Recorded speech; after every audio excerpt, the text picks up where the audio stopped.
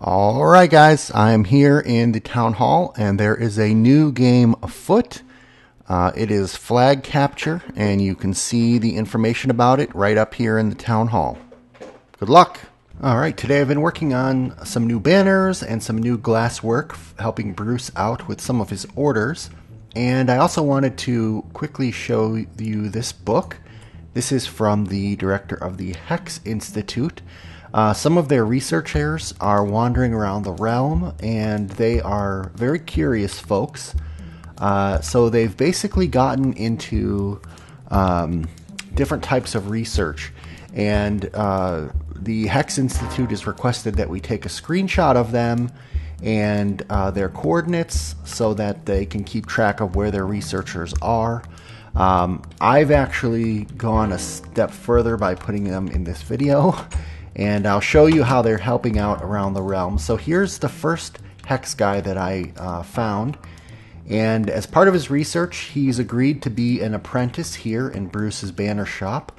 So the mushroom dude that was blowing the yellow glass before is now teaching the Hex apprentice how to blow, and he says, "Now, Padawan, imagine that glass is like bubblegum and blow." Okay, so he's going to be helping to create some glass works. And the second Hex Institute person, he seemed, through our conversation, I was sort of judging his interest level in various topics, and he seemed very adept at logic puzzles.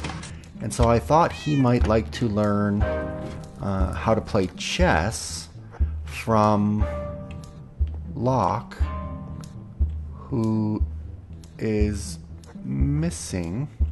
Locke? Whoa, where did that big iron dude go? He was just here a few minutes ago when I showed the Hex guy down here. Locke? Whoa. I need to hire a new robotic assistant. This is completely unplanned. And this is quite irregular, actually. Okay. Well, that's interesting. So that means that the Hex guy is sitting here at the chess table alone. The leader of the realm suggested that I learn a game called chess, but my robotic opponent keeps wandering off. Oh, this really makes me mad. Why in the world would the Iron Golem be gone?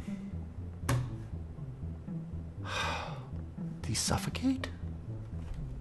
Well, I guess since Locke lost faith in the science we're doing down here, I had to hire a new guard, someone who can push the button every 108 minutes, and he's going to be called Mr. Echo. Huh, weird. Hope he doesn't lose his faith. So it looks like we've got a couple more street lamp designs. This one, the lava lantern by ... I actually really like this one quite a bit.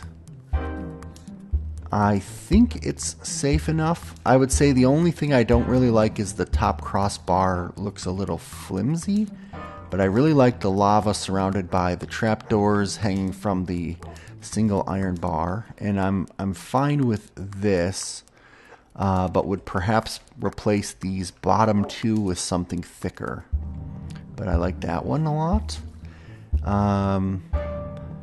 This one, Fom's design banners and wool can be changed to fit the area.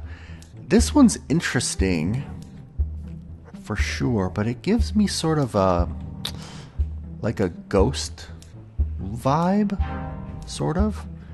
And then I thought there was one more, but perhaps there is not. So we're kind of out of room here. If you guys want to build more elsewhere around the square, please feel free. You could put them up on that ledge or wherever you want. But I think next weekend we'll go ahead and kind of vote on which ones we overall seem to like the best. And we have a Hex person who says, "I wonder who sabotaged this entry." So somebody blew up the ender crystal, which blew the end rods, which is something we were kind of afraid of with that particular design. And you know what? Maybe the reason I'm biased against this one is because of this guy over here that Boonaboy built. It's sort of a guy with floppy ears, a red dude. I don't remember if I showed it before, and this kind of reminds me of that, this white one. So as of right now in my mind, I'm actually thinking that I personally would like a modified version of this one. I really like the lamp, but I really like the pole on this one, for example. So we'll see. We'll see where we get to. And then we have a new amphitheater that was created on the server. I have not seen this yet, but this was primarily the work of CDF Entertainment. It may be a work in progress. Okay, so here's the seating, and there's the stage. I like the roof design quite a bit. And then there's a stage left. There's not really any way for the actors to get behind the stage, but this is fine. This reminds me of an outdoor amphitheater that I used to go to as a kid in a park called Pirates Cove, where you could put on little puppet shows and plays. It's nice. And this is where we may have like town meetings, or this is where we may do skits or something in the future. Introduce new players, have them introduce themselves, etc.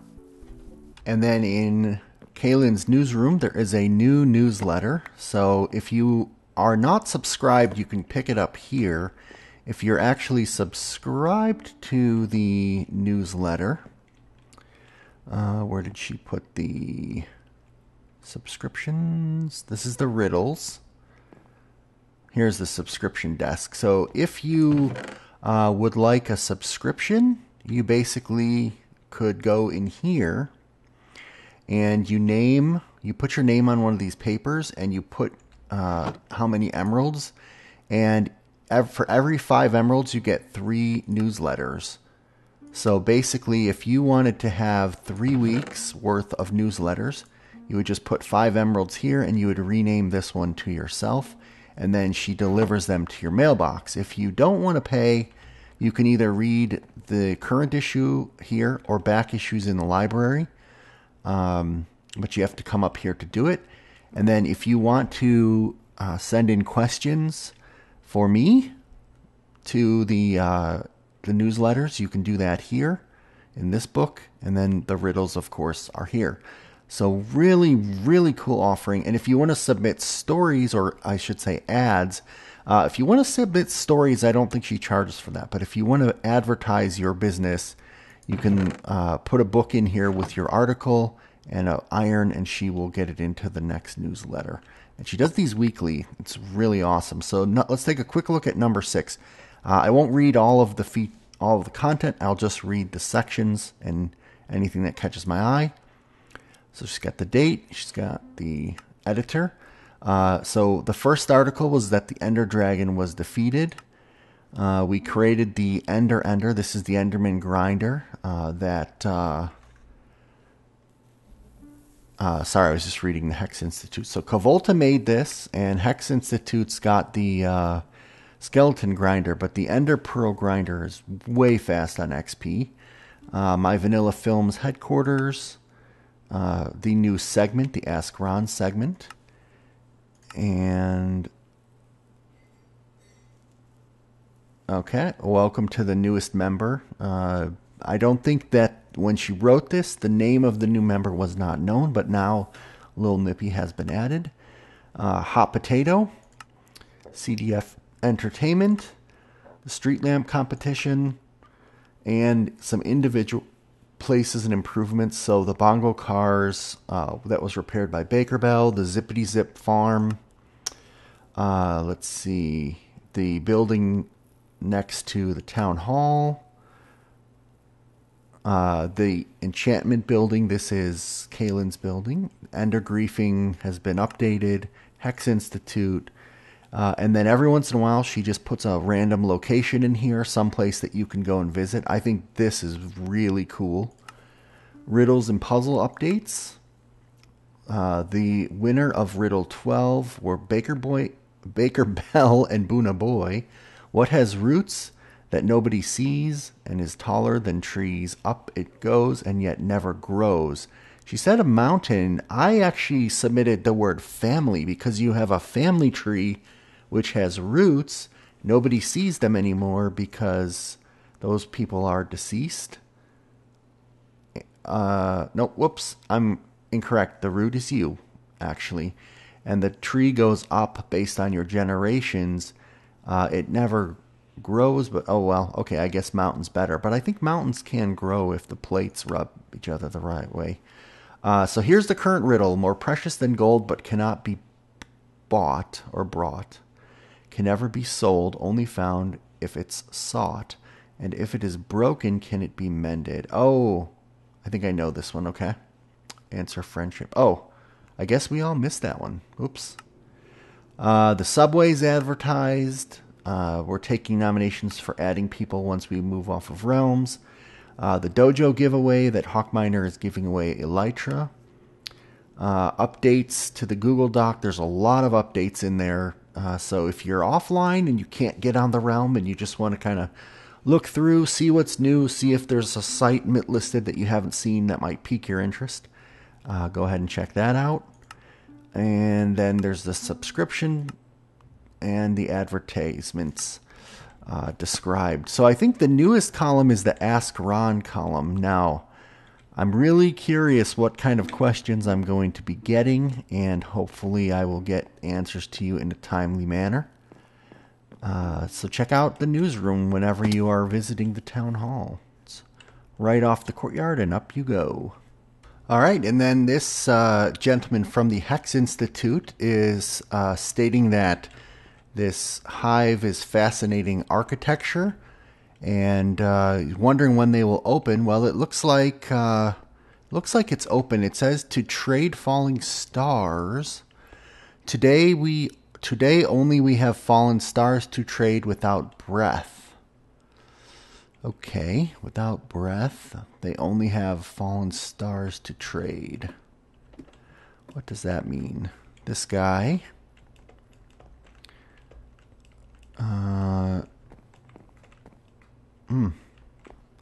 He keeps turning around. He's not looking at me. Every time I try to turn, I can't see which way his nose is facing. Oh, okay, he's facing this way. Oh, okay, this guy says, soon to return will our breath collectors to offer more. Fallen stars to trade, plus 1 lapis each and every. Oh, so they're selling spectral arrow. Oh, they call spectral arrows fallen stars. Oh, because you like shoot them and they fall and they glow, right? So they want 1 lapis for each fallen star.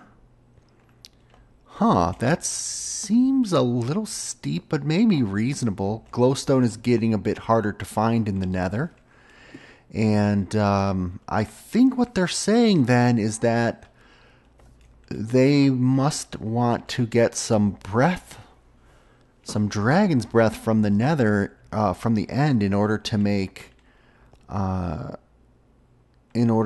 more types of arrows. But since the dragon's been defeated and they have no dragon's breath, Oh, and it looks like the Hex gentleman has gone in there to have a discussion with that shopkeeper. So that's cool. Hey, you know what? Halcon Dojo's been updated. Today's challenge, temporary hops. Now, I think this is a parkour. Oh gosh. But it's only a temporary parkour because there's a bigger one opening tomorrow. Temporary challenge till tomorrow's awesome challenge of epicness and cool stuff. Disregard this chest. Yep, because somebody could actually easily win. Well, I could just come over here and just jump up and place a sign if I were a cheating kind of guy. So how are we supposed to get onto that one? I don't believe we can sprint jump on a slime block, right? Does that mean we just have to get right to the edge? How do I even do that? Like this, I guess. Oh, is it? Oh, okay, maybe hops. So maybe we have to do a double jump. Disregard this chest. Oh, well, that's gonna bump our heads downwards. There we go. Oh, you poik. I actually made it. I was proud of myself for a moment. And now, can I even reproduce the feat? Let's start on this chest. We're not going to ignore it. That hurts the feelings of chests. I made a whole home for my chests, and the least you could do, oh, schnapps, is respect their... They may be a little bit wooden at times in their personalities, but they do deserve our respect on this server. Next thing you know, there's going to be an army of chest guys showing up at the border control. Chest heads. Maybe Lil Nippy is the leader of the chest heads. That'd be an interesting twist, wouldn't it?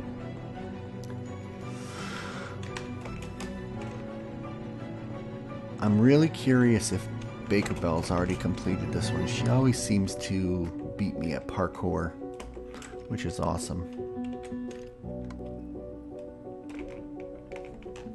Oh, I made it. I didn't think I was actually going to make that one. I got here before Baker Bell, finally. Okay, we'll put my name up.